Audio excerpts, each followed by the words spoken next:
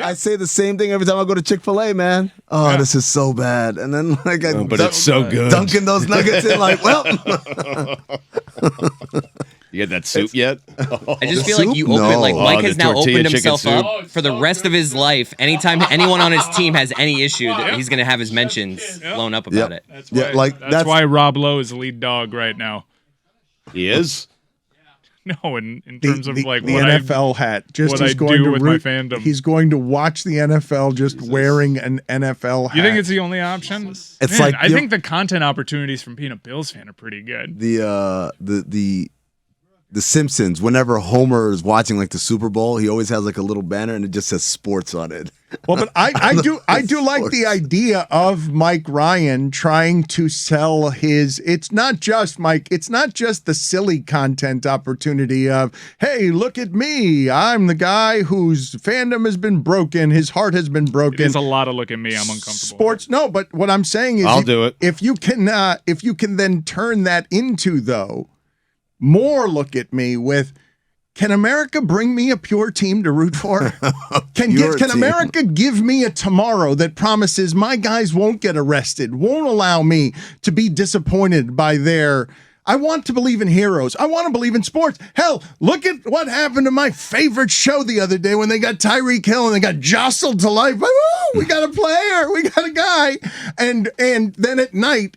we matter again in basketball. It felt like 10 years ago. I am a little confused as to why my fandom matters to so many, but I'm more confused by it actually mattering to certain teams. Two Florida teams are making official offers. Really? Yeah. Really? Yeah. Do you guys Tony remember- Khan has been very aggressive with his recruitment strategy for the Jaguars, and I am slated to meet with Mike McDaniel. Really? I got an ominous text from a Dolphin source saying, I have a proposal. And 12 hours later, they traded for Tyreek Hill.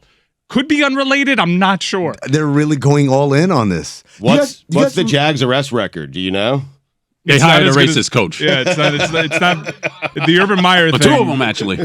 But we have a whole franchise reset, which appeals to me. There you go. Yeah. They can't slate. Tabula rasa. The problem is, though, And they're bad, so I can't be called a glory hunter. No, but Little Doug the worst part of this plays to your vanities and your lowest base. You cannot team up. You can't. If you're going for America's tomorrow with no moral conundrums, with the bullshit wrestling con artist who sold us on Urban Meyer has changed all our lives. Leadership is different now than it was before we got there. You have to hear him speak about Doug Peterson. Counterpoint. Wait, hold on. Counterpoint. How many NFL teams are owned by a minority? That's the only one presently. There you go. That's your team, Mike. There's only one yacht we've been on. There's only one billionaire's yacht that this show has been on. And they go to London every year, so I don't actually have to go to Jacksonville to watch them. Yep. And Tebow's lurking around always. I will say, I want a team. The Rob Lowe thing seems to be the easiest way to disassociate myself from moral conflict. It does. And I could just turn up at big games and be like, go team. I do go football. You can just root. You can go out there and root for yourself to win at gambling because you're super interested in football. I could be a mercenary fan for hire if like the Bills have a big game on Monday night and I want to experience it. I'll deck myself out in Bills, but at the very next week, go to a Packer game when they're playing the Bills and wear Packer stuff. I like the idea of like teams that aren't doing well and have a big game, but we can't have a bunch of Laker fans in here. We need someone to rile up the crowd. Like, I know a guy, and they go to Mike, and Mike is sitting with his feet propped up outside on a porch, and his hat is low, and he's got a toothpick, and they say, "We need you, fixer," and he's like, "A lot of people need me." Mike, you need to lean into tombstone. all of the look at me, and you need to go through a lawless America, and America's most popular sport with your High Lyoner cowboy walking stick in tow. You take your fandom and you put it up for sale, and let's see if a sports team can be moral enough to earn your loyalties by merely not throwing more guaranteed money at someone accused of sexual misconduct by 22 women. And not to be overly mysterious, but there is a mystery team here, and there's big NFL things happening behind the scenes that have made very secret overtures, and I'm interested. Here's a different tactic you can do. You can become like a consultant and you do audits of teams and how morally good they are, and then fans can come to you and say, who should I root for that is the least problematic team in the NFL? And you can give them like they got a 93 on the Mike score of how pure they are. I like this idea. Yeah. I like by selecting, if I'm going to make a show of having the moral high ground, I will unveil rankings on the most moral football power teams. rankings. Yes, I love it. This character has to grow. This character has to be a politician who can move through life, who can tailgate with the fan and really connect with the purity of sports because he's just wandering around loving the NFL. Let me tell you something, Jess. I heard your interview on Golic and Smetty with Matt Ryan. This guy's on the medal stand right now. Matty Ice. What? Right? What a class act. Okay, so this is what you need to do, Mike. You need to get like a nice. short sleeve button-up shirt, tie, glasses, slick your hair, a lot of pomade in there. That's problematic for me. Okay, maybe not the hair. All right, clipboard, and then you go to the different facilities and you walk around and say, and how many women work here in executive roles? Mm-hmm. And you make a little note, and you just kind of note the demographics of the workplace, and you do a little interviews like an office space. They have to meet your diversity standard. Everything. As a fan leader on moralities, somebody trying to crusade on behalf of, we want our sports teams, God damn it, to just not be terrible. Like but fundamentally G-damn it. terrible. We don't say the word. We don't say it. We don't say the word GD. It's the fourth time you said it today. No, No, I'm just saying for in the his moral role. character. In this role, The moral compass. The moral compass that with should- Mike Ryan. Ryan. They should invent an actual moral compass. It should. It should Hold it up. It guides you towards it. Yes. Yeah. All while I pay the University of Miami way too much money. But you also should spell. You should spell your name like Earl Morrall, the backup quarterback on the undefeated Dolphins. That's always a difficult name to Moral say. I think it's Compass. moral. Moral. Yes. Earl Moral Compass. It will be your last name. Moral Compass. It's the only moral we have in this. And you can be this fan. I want you to wander throughout America crusading on behalf of God. I just think of sports as a thing that titillates me. Why can't I you can. Why can't I just laugh at all the dudes last night that are on Twitter? This happened, and you get this from Matt Purse. There were 1 million Matt Purses on social media yesterday. Jimmy is the softest dude in the league.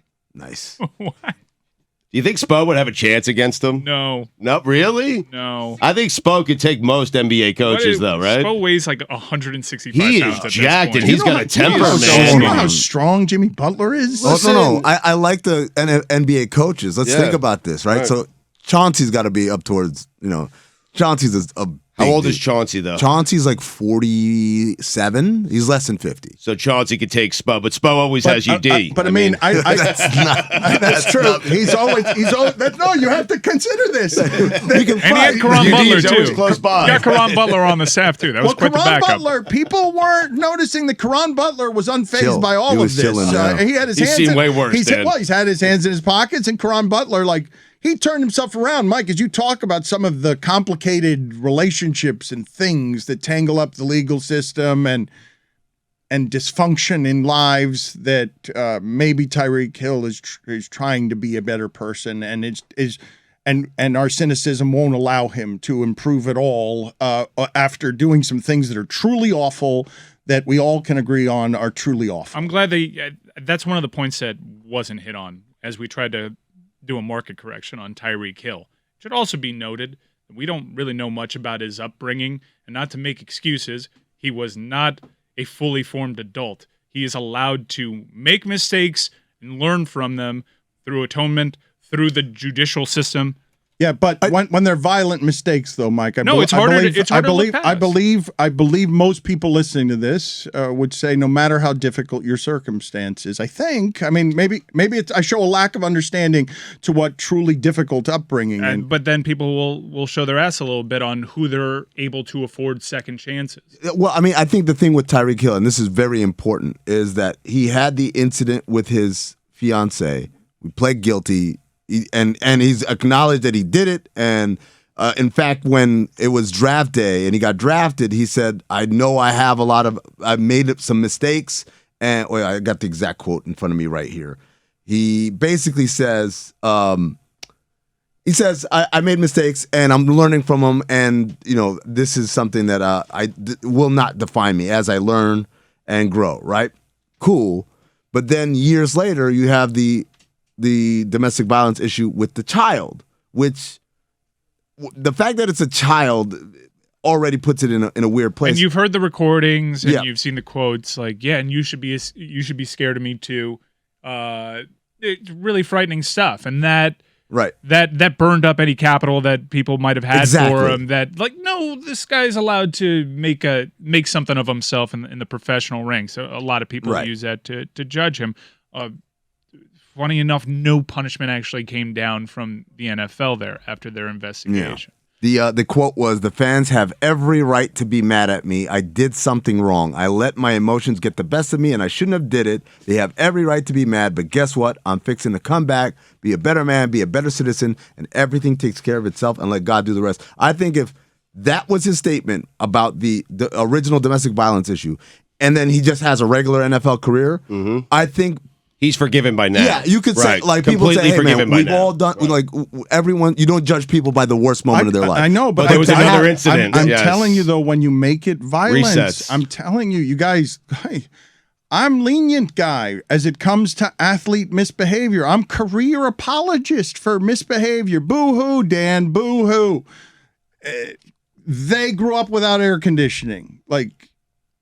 I had my whole life view changed by what happened in Miami and around University of Miami athletics, taught things I didn't know in my more privileged upbringing of Cubans. I didn't know what was happening in this country and how divided it was. And all this garbage that is now pouring into the streets of the democracy and freedom and sports too, in a way we want to come here. We have come here during crazy times during a pandemic, broadcasting from a tin can, super depressing during the pandemic, because this place heals us. Being around each other, laughing about this shit, feeling good for one day in sports yesterday. God damn, the Dolphins got a player. They never get a player. They haven't mattered. Whittingham can't even celebrate getting a game breaker because 20 years have broken him. He's a fan, but he's broken. He doesn't trust them to do any single thing right. They win a day. They win a day. They get something that's hopeful. We go immediately to the transaction, and then you start reading the details reminded of his past again. No, because we were critical of it at the time. It hasn't gone away, Mike. We've been talking about this stuff at ESPN for 7 years. Well, there's two incidents, though. That's the main original point. His past hasn't gone. He was a fifth. What I'm saying is he's a fifth-round pick. That speed, I know you think of him as small. That speed is not fifth-round pick. Look at his college career. He made it to Oklahoma State after trying to rise through the ranks and got kicked off the team because of this incident. And from in there, I tell you, though, that someone like Antonio Brown doesn't talk about what it was to be 16 years old in Miami, growing up around Miami football in our broken streets, having no place to live, and how he got through the pipeline, Antonio Brown, to fame and everything else, and then it distorts him, and now look what you're dealing with Antonio Brown. But it's only the new team. That's why we're having this discussion. I mean, just a few months ago, Tyreek Hill had probably the most exciting play of the NFL year, and we were all celebrating Tyreek Hill and how fast he is and how good he is.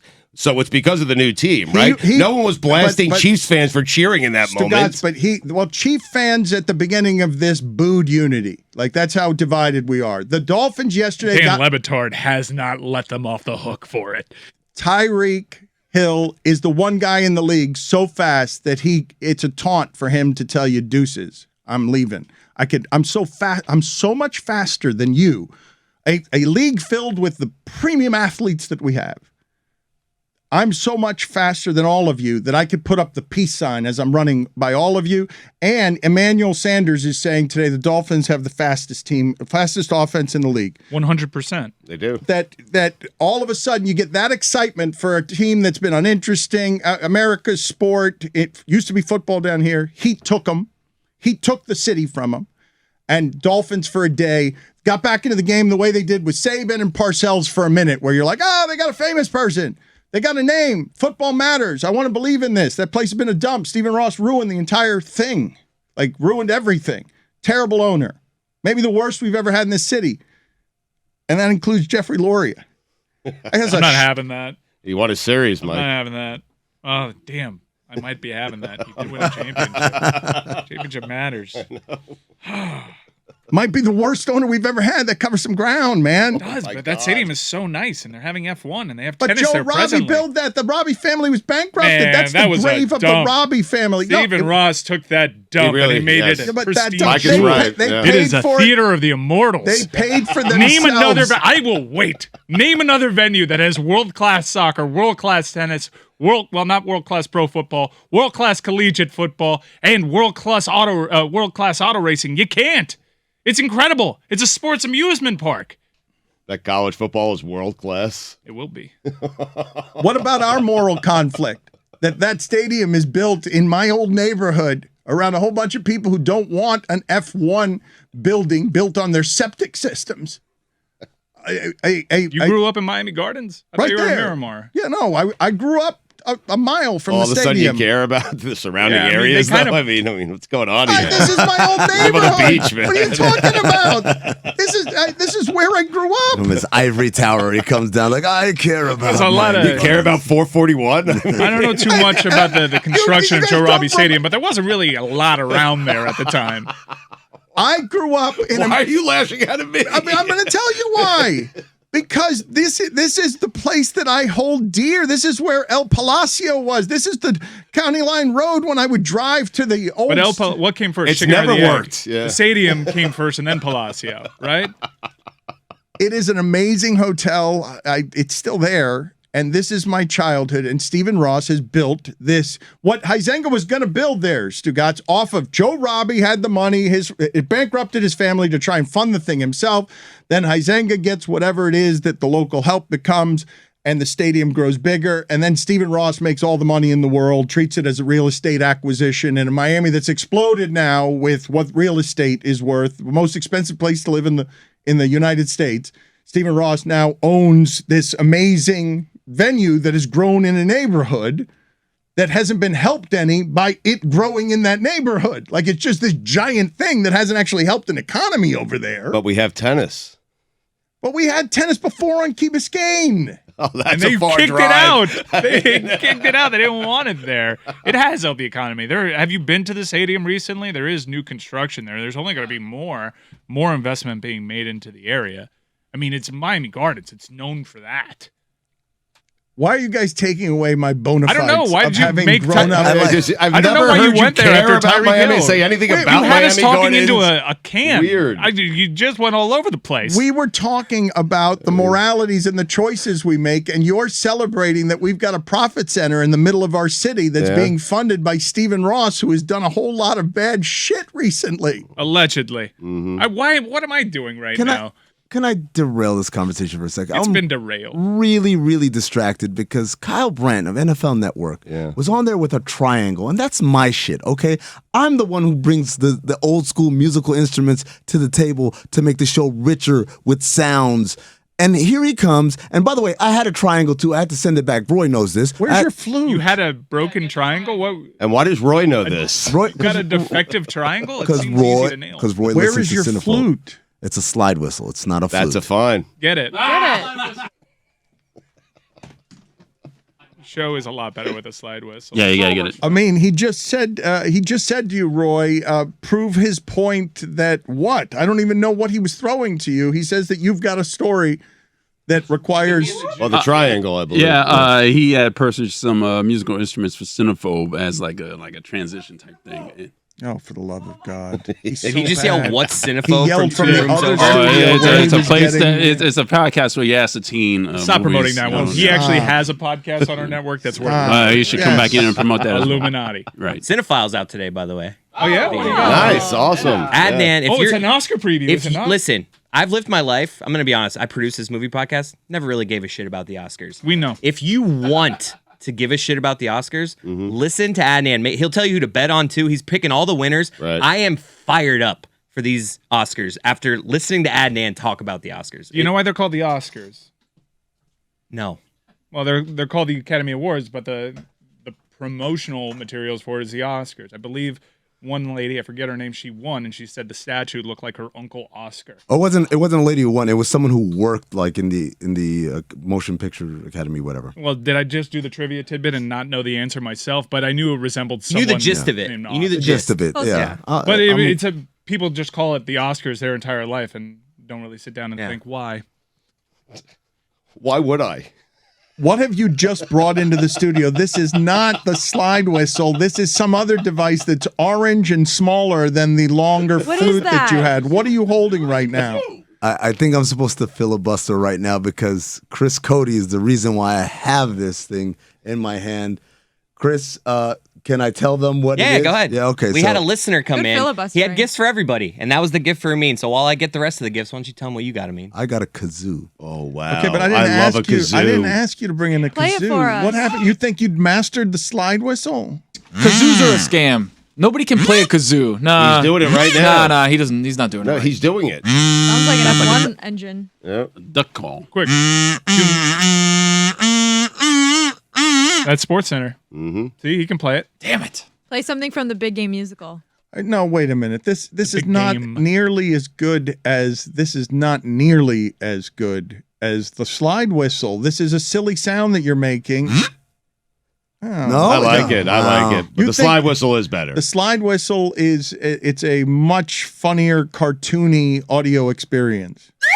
Mm-hmm. Yeah, much better. Much brings better. Oh, he's already smiling. Yeah, I mean, of He's- course. It makes you happy Of anytime. course, It I brings mean, a little bit of yes. happiness. The kazoo brought a darkness in here that was Wait, who unnecessary. sent these, Chris? They sent me a framed picture of baby Lando from his Vanity Fair shoot. Okay, you guys are just going to open boxes on What the did I air get? now I and I think just a totally unrelated gift, but someone sent me paper plates of the San Francisco 49ers logo. Wow. We're in the middle of a state emergency, people. If you want to State send of emergency. if you want to send state emergency, gifts I of think they're sports different. fandom sir. down here, feel free. I want to do while we've got Amin here because basketball last night and this week has been interesting. I want to talk a little more about this Heat thing with Amin, but I also want to just talk about some things that happened in the league last night. So can you give us the happy music that introduces Amin El Hassan? And there are very few people anywhere in the basketball industry where you have this kind of credibility on these social media streets because he really knows what he's talking about, really knows what he's talking about. There are fewer than a dozen guys that you can respect and women that you can respect at about a dozen, maybe less than that. And he's in the top of the class. Time to talk basketball. Amin knows basketball. Let's do basketball.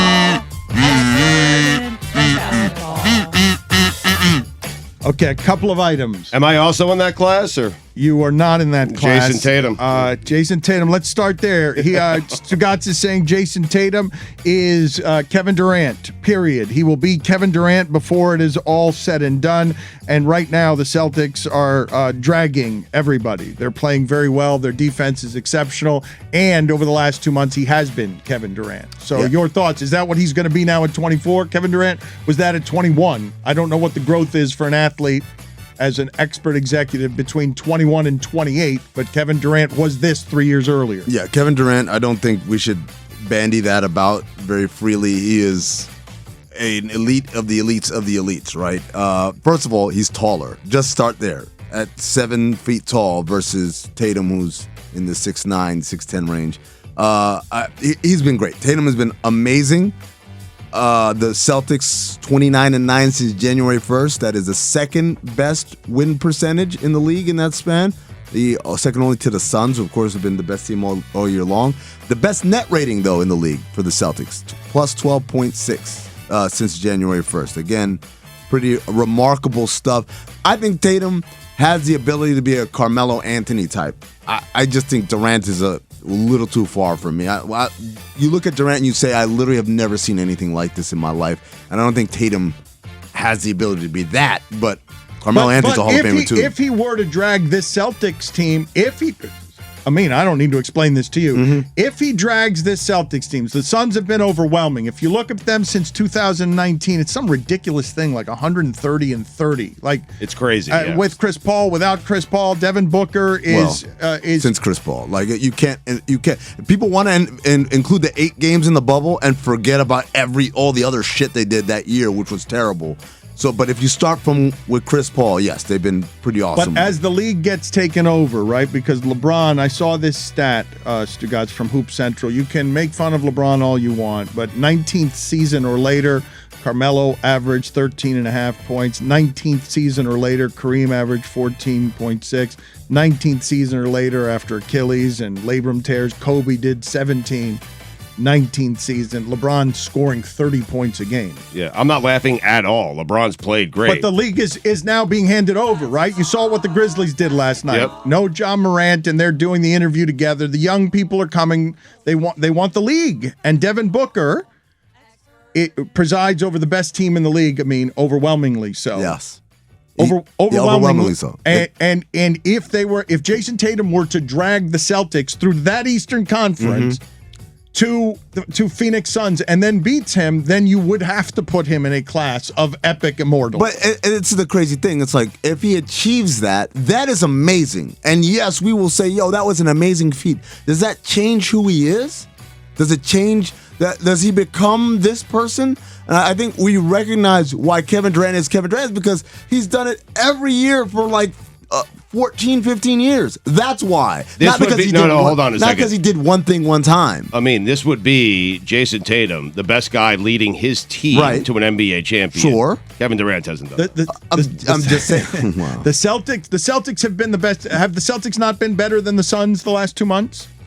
No, I don't believe so. Okay, so the Suns have been that all season. Yes. What the Celtics have been the last 2 months, the Suns have been that all season. Yep.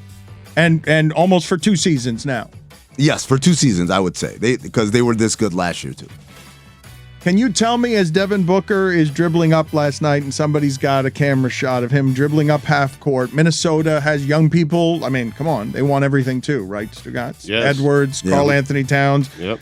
They've grown up a little bit. D'Angelo Russell. As we're already burnt out on Jimmy Butler, you feel these sparks. Karl Anthony Towns is rising up in Minnesota, being a little bit tougher perhaps than we gave him credit for when Amin was talking about great practices that Jimmy Butler emasculated him while wearing a watch, was it? What were the reporting details? The watch. The watch. Yeah, that part came from Jamal Crawford. I still call bullshit on that one. I feel like that's the story growing as the legend growing What were your reported details as an NBA insider of the practice that made Jimmy Butler a star?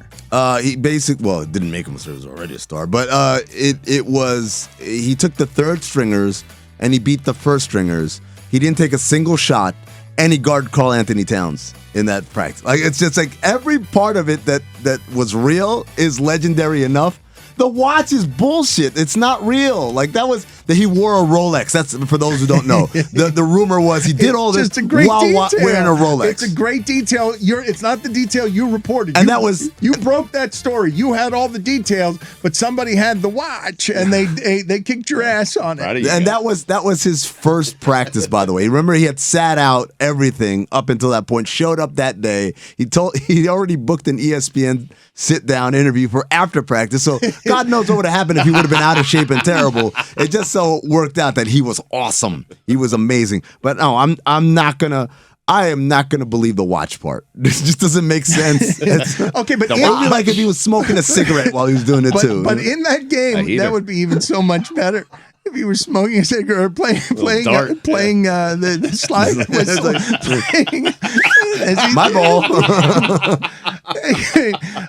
But as the Suns, Devin Booker's gotten to a remarkably confident place, you guys. Yes. I don't know if Amin did hard work with the Suns, Stugotz. The work that isn't very glamorous in sports coming up that keeps a sports team alive from the place that Spoelstra came up. It's probably one of the reasons you admire him so much. Like the grinding come up of an organization when you're somebody who dreams about working in sports.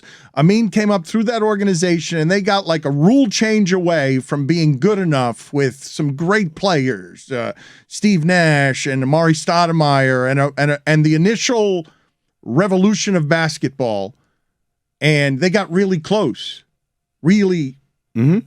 And Devin Booker has now, last night, he's dribbling up the court, and that Minnesota fan, I think it's the same guy that got Wade a couple of years ago. He just yells at him as he's coming over half court into the camera, "Sit down, pussy," as as he's dribbling up the court and has a monster dunk, scores 11,000 points quicker, younger than any but like 3 legends, immortals like in the Durant game. So what is Devin Booker here? As Tyler Hero wants to be Devin Booker, and people laugh at the idea that Tyler Hero can ever be in the class of Devin Booker and Luka and Trey and any of those people. What is Devin Booker? Because are we right now watching, like something immortal that we should be appreciating more?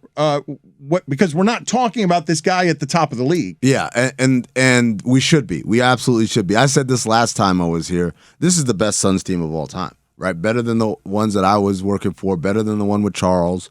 It just is. Like there's at some point you can't deny it. That Charles team took Michael Jordan to Game 6 NBA Finals. I know, and this team is better.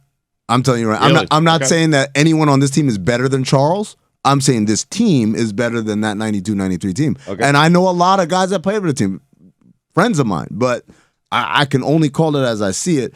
I think Devin Booker, one of the things that I think the national kind of consciousness misses out on is I think people think of him as a great shooter. And he is a complete ass player. Like first of all, it's not just shooting. He gets to the rim. He finishes in the paint. He's excellent in the mid range. 3-point shooting might be the weakest part of his offensive repertoire. So that should tell you a lot for him. And then the thing that people don't realize or remember because they were terrible when it happened, there was a point where the Suns, for some reason, after having 700 point guards, decided to have no point guards. And Book had to play point guard. And he didn't like it, and I know his dad. His dad wasn't like, it's cool from time to time, but you guys are making him the point guard, and that's not his natural position. And so now, ironically, going through that, it's given him a tool as far as being a playmaker, having that vision and making those plays that I don't know would have existed had he not been forced to do that earlier. Can you take me through the economics of some of this stuff? Because you have a perspective that's unique as a team builder. Mm-hmm. Tyreek Hill is going to get $50 million. They'll fiddle around with the contract, but 4 years from now, it's $50 million. So you're cash against the salary cap. Mm-hmm. That's a giant number. 4 years from now, when he's 36, Jimmy Butler is going to get a balloon payment of $50 million. As right now you see, like this is not going wherever it ends for Jimmy Butler, it's not going to end well. It's not going to end like we can't already be at the end, but Jimmy Butler's going to want to go out on his terms, and he's going to be with a $50 million. Who is Jimmy Butler, honestly? Who is Jimmy Butler? The guy's made it to one NBA final inside of a bubble. Like, why are we making such a big deal about Jimmy Butler? Udonis Haslem should have kicked his ass last night. I'm tired of Jimmy Butler. I'm serious. Like, who is he? Why has he earned this thing? He can go out in his own terms. He wants to go out in his own terms. Please. Erik Spoelstra has won 3 NBA championships. So has Udonis Haslem. The organization is one of the best well-run organizations in all of sports. And we're sitting here talking about Jimmy Butler? Get over yourself. It's player empowerment hitting up against the sparks of the machine. And there to defend the machine is the voice that has threatened. Tired of it. To work his finger to the bones. It's embarrassing what Jimmy Butler did last night. Sure that Dwayne Wade never gets a statue outside of that arena he can't name that he left early one day. I'm working on when it. Ray Allen Have you was seen the statue of him? making the greatest shot ever seen before the one that Kyrie Irving made. Damn it. I can't believe they would do that in front of so many kids last night. Like, there's so many kids watching them, looking up to them at that arena. They're just going to set such a bad example for all the kids. You spent decades building this culture and this organization, and then in strolls Jimmy Butler thinking he's better than everyone, and he tears it all apart. It's embarrassing. Right? On spring break. Yep. Spring break. It is. It's a nice dismount. By the way, did that street that they renamed after Wade, did they keep the name or did they change it back to its original? Is he a Miami guy still, or is he a Utah guy now, Mike? Did he? The keys under the mat. The keys are under the mat. Okay, but Mike, now you've got your fandom has Jimmy Butler now, and this is a good way for the Heat to matter in the soap opera league. Okay, I do find it funny is now Get Up and First Take cannot talk enough about the it's so Miami good. Heat. So let's. I knew it as soon as I saw it last night. I'm like, well, we're getting the attention we so desperately crave. Let's do this and let's enjoy this for a minute because it is so very rare. Okay, you know our local hour has always been the favorite hour around here to do, and we had to concoct the national radio show around the fact that we've stunk at sports for 20 years. Dwayne Wade's the only winner, and that's why we were excited about the Dolphins yesterday, and we feel like winners today because we got a Sweet 16 team and the Panthers are good, and what the hell's going on around here? We have a Sweet 16 team. An amazing and time. on the TVs, Yurt 7 I didn't notice his reaction where he was twirling his chin hair as like to pacify himself. Yeah. And I did sit behind the Heat bench one time, and Jimmy Butler told Yurt 7 to get the fuck off of his chair. Yeah. Okay, let's do Jimmy this now. Butler? No, but Stugotz, I want to do this, but I want to watch First Take right now. They brought out Windhorse, and they're just showing the video again and again. Was this Heat confrontation a big deal? Spo was throwing. Spo wants more. Look at him. Spo wants a piece. Yeah, Spo. He's ready to no, go. He doesn't want more. They just showed the very end of it. He didn't want more. There was He wanted more, dude. But at the very end, they just showed the video. He always knows that Haslem's behind him, though, Dan. He wanted but more. I saw at the very end of the video they just showed right now. I saw Spo get close, yelling, and then flinched when he thought that Jimmy might be coming at him. Does this sport have fights now, dude? If so, I am. They're okay. Where you been? Usually these. The drama behind the Ducks' biggest nights. You see this? They invalidated the trade, dude. You can't talk about hockey. We will never be a hockey town because you were born and bred on what's on the television right now, which You're is not a hockey town, but you got a national name in Claude Giroux, dude. Stephen A. Smith. Giroux. With I don't know Giroux. what is the Got back. it right in your face. What is the background of Stephen A. Smith? Why are they musical notes in the Oh, background? it's because he's in Memphis. Okay, he is in Memphis where he talked and argued about Elvis with Mad Dog Russo on Wednesday. But right now it feels like the old days. Windhorse is on. They're talking about a confrontation. The graphic has Jimmy Butler and UD and Spo's in the middle. Look at him lording over them. Lording over them because he is the overlord. He is one of the top 15 coaches of all time from the video room into a leadership position. Jimmy Butler bucked on him yesterday. Spo coaches hard and doesn't care if you like him. And Udonis Haslem is growling at his back, wanting to take it back to the locker room where we all presume there would be an ass kicking. I am assuming Jimmy Butler as well. Jimmy Butler also assumed there would be an ass kicking there. I don't think Jimmy Butler wanted those particular problems, do you? What would have happened if he said, "Let's go," and did that walk? Like, did they get to the tunnel? Do they even get to the hallway of champions or whatever it's called? By the way, Jimmy Butler will never be in. I mean, yeah, but you know what's funny, Stugotz? Before the bubble season or before the bubble finals, I told, or during the finals when Jimmy Butler had the exhausted pick, I told Jayson Jackson that's going to make it on the hallway if they win. But even if they lose, I think it's going to make it anyway. And lo and behold. It's not quite that exact hallway, but the hallway right before it. That picture's up there. What's happening? Even here? when things were going well with the Miami Heat, even in that bubble, I was hearing, man, Jimmy's exhausting. Yeah, well, no, the Heat. really? Yes, Jimmy has been exhausting. And then he's like somehow Yes, more exhausting yes. after wins. Jimmy has been hard. I don't know. I don't know how they keep the personal stuff personal, so we never find anything out about why there's personal leave involved in complicated lives that involve Kyle Lowry having to leave for a while and us respecting his privacy, and Jimmy Butler missing games on again. I mean, it's the organization rules in Miami, culture. And yes, whatever's happening with Jimmy Butler personality-wise has been chronicled as exhausting. I don't know that person in the workplace. We were celebrating it when it got us to the finals, celebrating it when you were reprimanding me for not giving him his due as a superstar. Mm-hmm. But we've got the problem of Juju right now has betrayed Stugotz. Juju has now allowed Stugotz to enter the fray. Oh, no. And as he enters the fray with a picture at LeBatardShow on Twitter, it says, "Who is Jimmy Butler? Udonis Haslem should have kicked his ass last night." Oh, no. End quote. Signed, John Wiener. I took the right side, though, right? I got UD on my side. But this is one of the arguments, right? Because I mean, you can speak to this. We just were with Baron Davis. These guys, physically, strength. I mean, it's laughable that you would think that Spoelstra would be doing anything against Jimmy Butler. Physical strength that you're talking about here, Baron Davis is stronger than like anybody you've ever met in your life.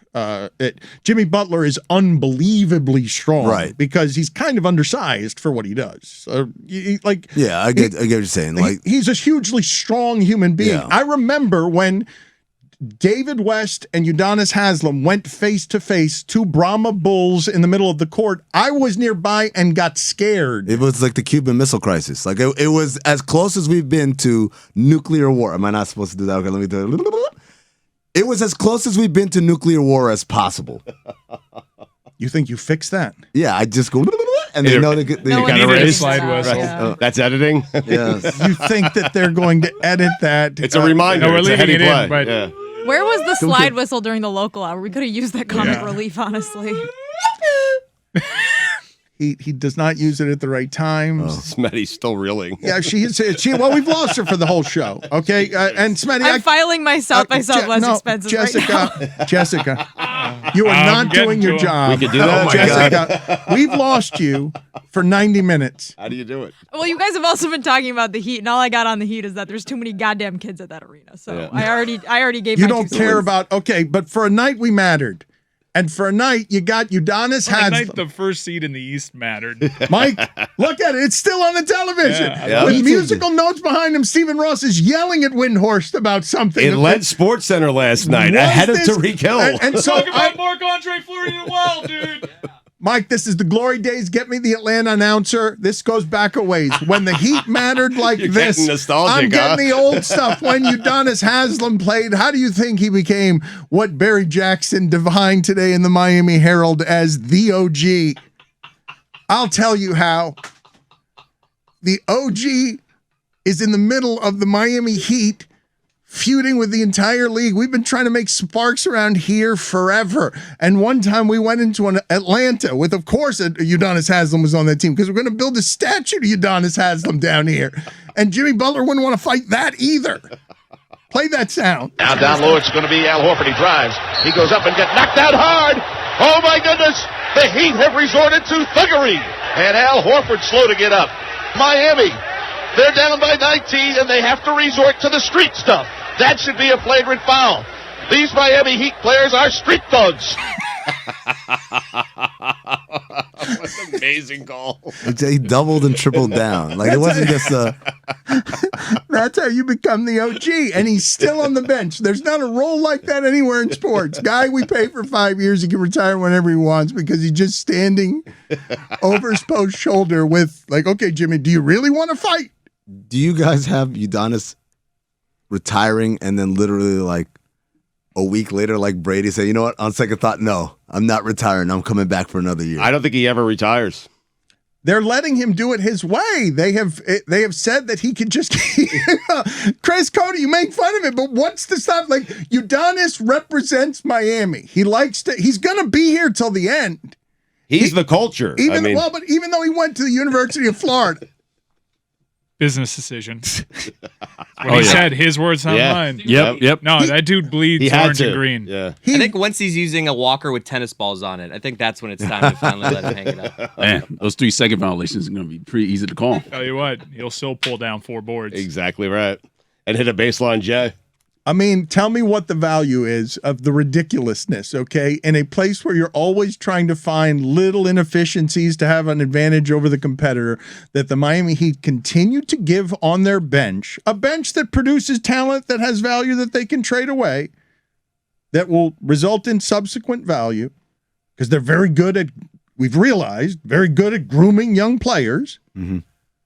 That spot has gone to a guy who can have it as long as he wants, just sort of roaming the sidelines as a player. Obviously, you're not gonna need him for any useful empirical thing on a basketball court. You're paying him to bring you something else, to be a bridge between coach and player during a changing time in this sport where players are getting more and more power. But also to push the message, the culture, the work ethic, all that stuff. That's what he does, Dan. But you do realize that from there, Udonis Haslem becomes not unlike Russell Wilson, company man, right? If you're bucking against the system. Yeah. I don't want to turn it into all that stuff, but you understand that when we were in the middle of bad behavior in Miami, the Heat sent Udonis Haslem out to calm the people. Yeah. At the Heat sent as the face of the team, like he earns his money there. He's an ambassador who loves this place and represents it well as somebody to be feared and respected. And in that league, he gets respect from every turn. So much so that in that confrontation, I'm guessing most people say to themselves, what the hell did Jimmy do wrong? Yeah, I mean, I think the other thing is when you look at that altercation, whatever you want to call it, Jimmy, after he gets up and walks, it doesn't seem like he's trying to fight. It like Spo even. It seems like he's trying to explain. Like he keeps touching his chest and saying, well, what do we do? There is a moment where surprised by the reaction. It seems like he feels in that moment like, okay, maybe I'm wrong on this. Like, because everybody is I'm with you. I got the same sense. He's not getting aggressive there. He's kind of like, I was just like, he's kind of defending what he was saying almost. He bleeped around and found out with Coach Spo. But what you tell me, because I'm the guy. I'm the guy. I mean, all the time. Okay, I'm always saying these things on the sidelines. Look, these are ultra competitive people. You just gave up 19 straight points at home. You played poorly the last 2 days. You're living your whole life to get to these games, and they matter to you because you're in the middle of the spectacle. You're playing for a one seed too. But I'm saying the glory of what you've dreamed about is there every night for you when you get to play basketball at the top of sports entertainment, and to a terrible Golden State team as the one seed, as the pressure from the conference comes to try and get to the top of the conference, and all the other teams are playing well. This team built for right now with Kyle Lowry and an aging Jimmy Butler to win right now this minute, begging Tyler Hero. Oh my God, that's how they look when Tyler Hero's not here to initiate some things? Like that's how they're going to look? They were without Steph and Clay. That Jimmy Butler, that he would bump against. Bad pool. Oh, he was good. I don't like him. Good-looking guy, too. I don't like him either. He's that guy that just, I don't know what it is, man. Like there's something about I know what it is. Everything comes easy to him. Fucking shot. Well, no, I mean, okay. No, Dan, to answer your question, I think there's several things happening here. I think while it was a very uncharacteristic blow up by Spo, I don't think this is like this isn't like Durant and Draymond. Chris, you want to say? To answer Dan's question, he was in the middle of a thought, and we just started talking about pool. Yeah, that's happened a lot today. Just, Look, we all share blame there. It's Jordan Poole's fault. Sorry. But to answer Dan's question, you were saying, I mean. To answer the question that was just the middle of a thought. Yeah. I felt he was rambling a little bit. He was. He was a little bit. Taking a long time to get the was. question out. Just gonna spit it out. Totally fair. Before we talk I have about a Tyreek question. Hill, let's talk about how. I had a question. Let's actually talk about the Miami I had a Seahawks, question. who You they wanted to were say before the Miami Dolphins. Let's talk about that. And we can't talk about Tyreek Hill without Jim Kick. Udonis Haslem is going to represent what the organization, he believes in a thing. He grew up through here. Man, Udonis Haslem was a fat dude who got undrafted, leads the sport in. Be careful, man. Jesus. He'll tell you this story himself, man. Yeah. Like, I think it, because I do think it matters, I mean, as you tell me if you think I'm wrong. Udonis Haslem, when he's deciding between millions of dollars and when he's at his mother's deathbed and when the Heat roll into town for her funeral and her last words are to be happy because he's going to stay with Miami and not go to Denver or whatever, when he's turning down millions of dollars to do that and believes in the idea of Heat, this is his family. Mm-hmm. These are the people who take care of him. For him to be a bridge between whatever it is Jimmy Butler thinks player empowerment is. See, you keep going to that. I don't think it's player empowerment, Dan. I just think it's a disagreement in the moment that is something that's been happening for a couple of games. That's not player empowerment for a star player to want to have some sort of input on a strategic thing. We're not talking about, hey, we need more bagels in the locker room because I like my bagels in the morning. It's kind of like, hey, we're getting our ass kicked here. You want us to do it this way. I don't think it works. I think this is a better strategy. And from what I understand, when Spo does not agree to go along, it's not just a merely, hey, no, we're going to do it my way. It comes with a certain dose of smartassery underneath it, right? Like, it's not just a no. It's he's gonna say it in a way that's kind of like condescending. But I mean, forgive me because I'm talking resorting to smartassery.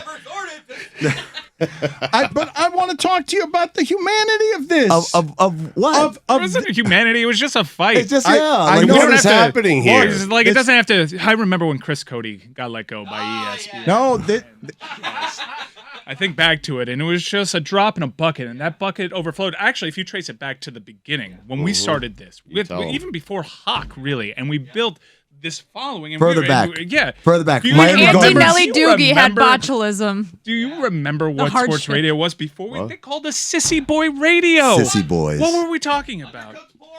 the reason that I'm asking him the question is because Udonis Haslem, you guys, there are 20-year-olds in this city who believe Udonis Haslem represents something to them. And the reason that I'm asking you about empowerment is because if Spo is saying my way and Jimmy Butler is saying, no, that's the wrong way, my way, and they're butting heads and Spo's sarcastic about, what do you think you know? Mm-hmm. Like, isn't that where the power gets tested? Isn't that where the breach is on Jimmy Butler saying, I know how to lead us to a championship, or whatever the conflict is that would raise to the point. And this is the part I wanted to ask you for your expertise about, because I'm always making fun of these emotional conflicts. One of the things that Udonis said, to your point, though, is like, this is your team, lead it.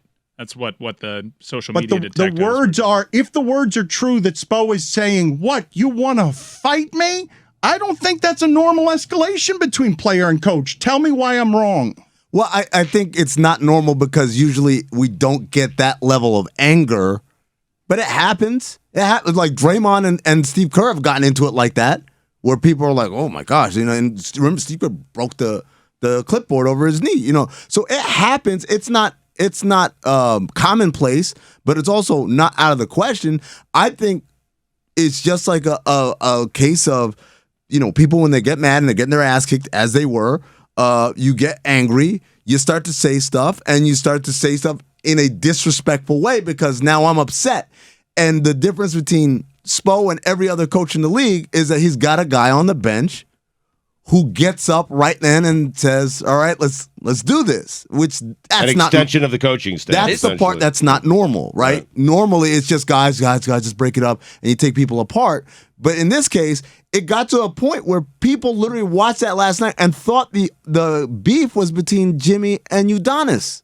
And it wasn't. It was just UD sticking up for his guy. And I'm asking you as an expert in the sport, and I'm sorry, I really am sorry that I meandered all over the place on this. How rare is it for the Miami Heat to believe that it is worth millions of dollars to have that guy to be physically at the back of a coach who's confrontational, who learned at the knee of the Pat Riley who said, I don't mind Alonzo Mourning getting in my face and saying, fuck you, just teach me something. That conflict is what makes people more successful, and Butler likes conflict. Yes. And that conflict makes you better and harder, and that conflict is part of culture. And then you get to the war analogies that families believe in when they're super physical and playing sports. Right. This I mean, to me, this isn't an example of the failure of the culture. This is the culture. This is it. Like, these are the type of people they are. Where, hell yeah, I want to win so bad, I will fight my own coach or my own teammate over the principle of what we're doing here. This isn't a personal thing. So to me, the fact when you talk about Haslem and his role on the team, yes, this is part of the job description, to fight people when they try to disrespect Spo.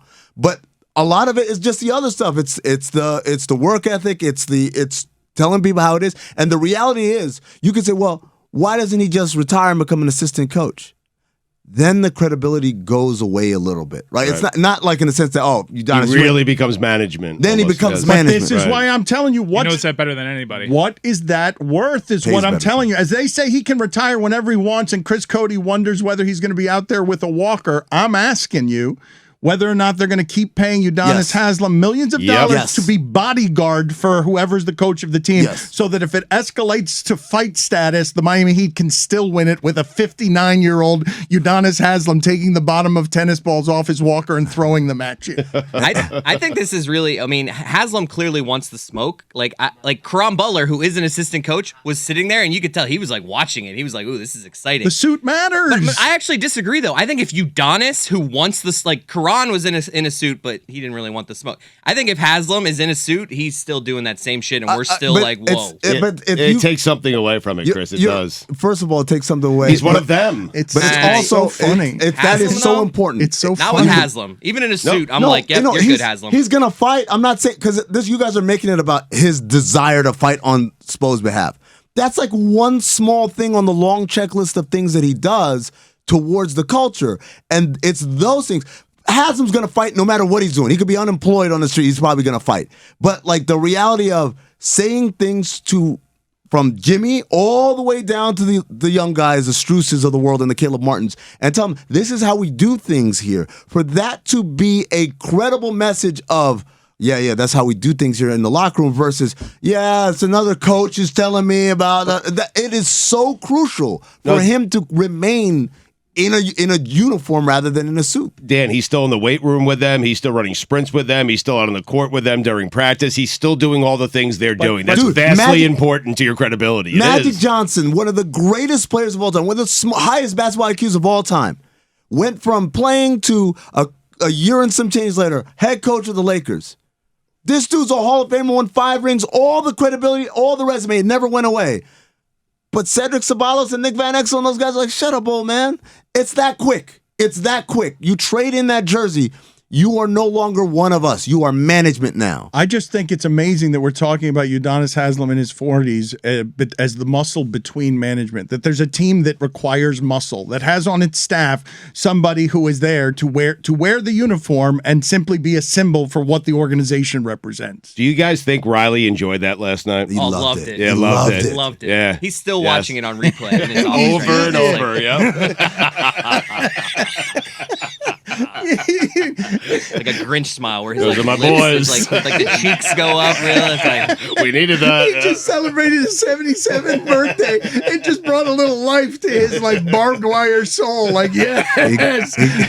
He grabbed Chris Riley and said, "Come on." oh yes, that's a good shout. Yeah, let me show you something. Wait, I was just gonna say, let me show you something about winning time. Oh yeah.